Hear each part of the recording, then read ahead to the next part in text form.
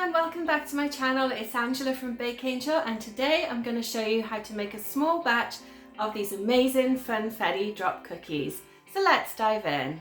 Okay, so let's quickly go over the ingredients that we'll need for today's recipe.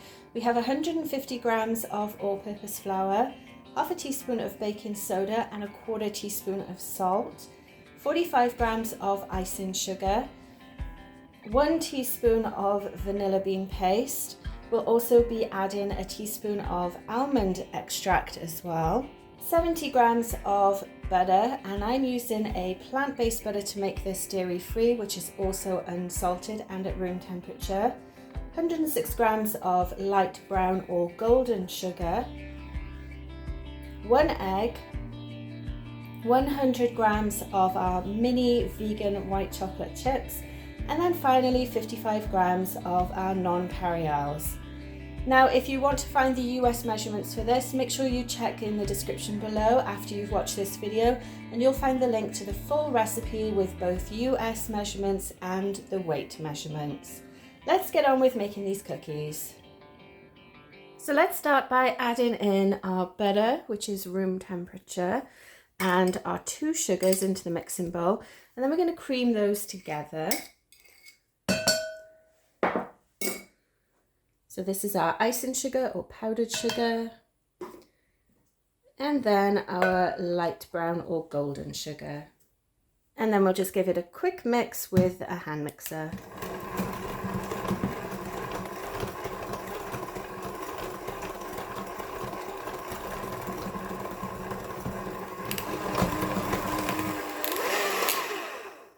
So now that that's combined, we can start to add the remaining wet ingredients.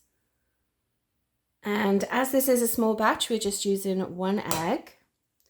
Now, if you wanted to make this vegan, you could substitute in 50 grams of applesauce or a flax egg instead. And we'll give this a quick mix.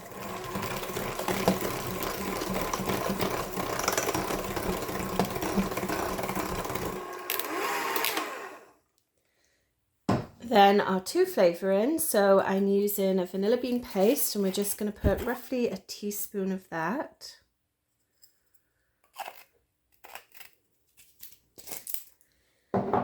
And then the same amount of almond extract. Now you can use pure almond extract or you can use imitation like I am here.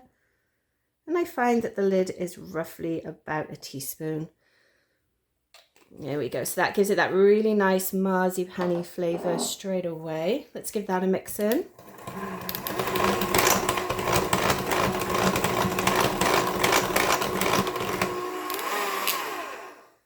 Now it's on to the dry ingredients. So here I have my all-purpose flour, my salt, and also my baking soda as well. I'm going to dump all of that in. Give this a combine until it's almost together, but we will stop as we're going to be folding in our sprinkles and our white chocolate chips shortly.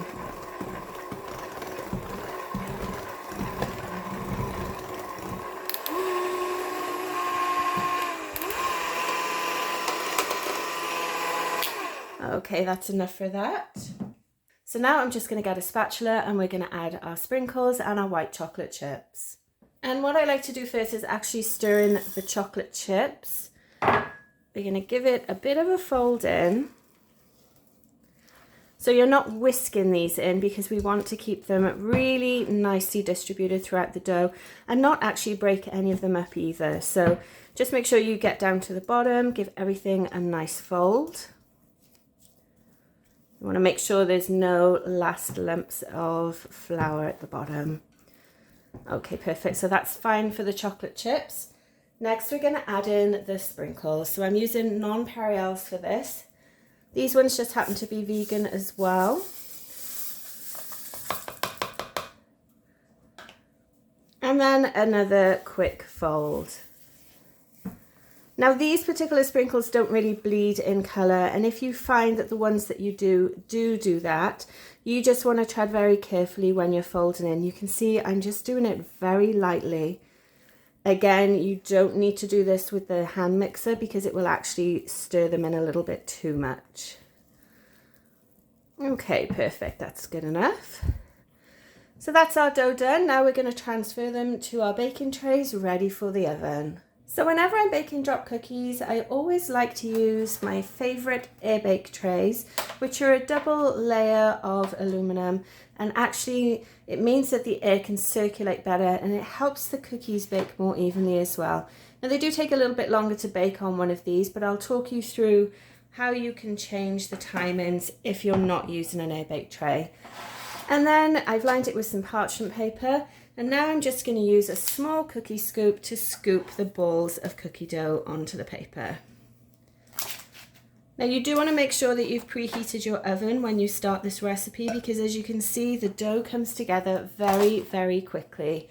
And I also recommend that you only put about 6 of the cookie balls on the parchment paper, because they will spread a little bit. But you can see that I'm not tapping these down at all. I want to keep that nice stone shape just to help prevent them spreading too much. Okay, and we've got our last one here. There we go. So that's the first tray. The rest of the dough I'll add to another tray. And these are ready to bake. So these are going to go in our preheated oven, which was for 330 degrees Fahrenheit. For roughly 12 to 14 minutes. Now if you aren't using an air bake tray and you're using a regular cookie tray, you might just need to reduce that time for a minute or two. Okay, let's bake these. Okay, so our cookies have baked up really nicely.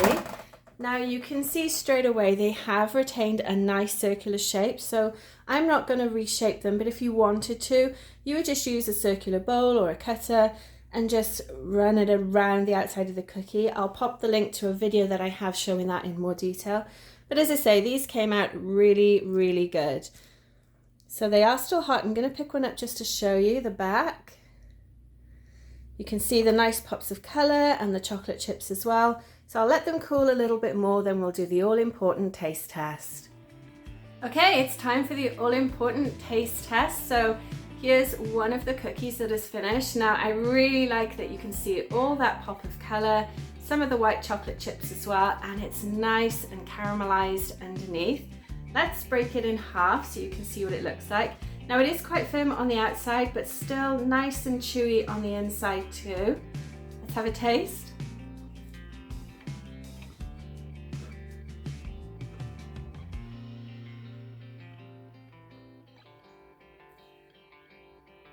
So the first thing that hits you with this is that almond extract which we added. It's got that really, really nice marzipan-y flavour to it. Then you've got the little bits of crunch from the nonpareils that we added. Plus then you get the creaminess from the white chocolate chips as well. So all in all, a great cookie. Let me know in the comments below if you're going to have a go at making this cookie. You can also find the recipe link down in the description as well. Thanks for watching, and I'll see you on my next video. Bye!